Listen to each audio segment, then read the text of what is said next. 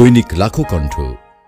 কিশোরী ধর্ষণ মামলায় টাঙ্গাইল শহর আওয়ামী লীগের সহসভাপতি গোলাম কিবরিয়া বড়মনিরের জামিন নামঞ্জুর করে কারাগারে প্রেরণ করেছে আদালত।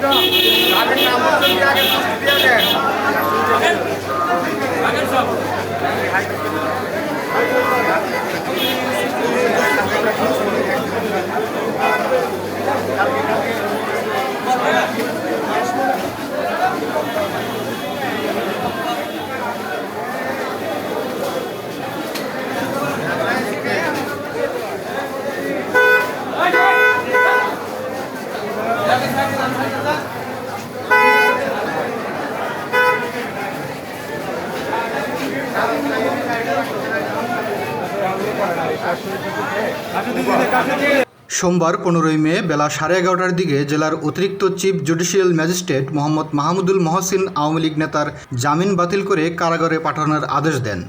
গোলাম কিবরিয়া বড়মনির টাঙ্গাইল 2 আসনের গোপালপুর ভূঁইয়াপুর আসনের সংসদ সদস্য তানভীর হাসান ছোট মনিরের বড় ভাই এবং জেলা বাস কোচ মিনিবাস মালিক সমিতির মহাসচিব। তবে ধর্ষণ মামলার আরেক আসামি বড়মনিরের স্ত্রী নিগার আফতাব আদালতে আত্মসমর্পণ করেনি বলে জানা গেছে। টাঙ্গাইলের সরকারি কৌঁসুলি পিপি এস আকবর খান জানান, বড়মনির নিম্ন আদালতে আত্মসমর্পণ করে জামিন আবেদন করেন। পরে অতিরিক্ত chief judicial magistrate Mohammad Mahmudul Mohsin জামিন নামঞ্জুর করে কারাগারে পাঠানোর আদেশ দেন। এর আগে ওই আওয়ামী লীগ নেতা ও তার স্ত্রী উচ্চ আদালত থেকে জামিন পেলেও পরবর্তীতে চেম্বার আদালত তাদের জামিন স্থগিত করে নিম্ন আদালতে আত্মসমর্পণ করার নির্দেশ দেন। প্রসঙ্গত, গত 5 এপ্রিল রাতে টাঙ্গাইল সদর থানায় গোলাম কিবরিয়া বড়মনিরের বিরুদ্ধে এক কিশোরীকে ধর্ষণের অভিযোগে মামলা দায়ের হয়।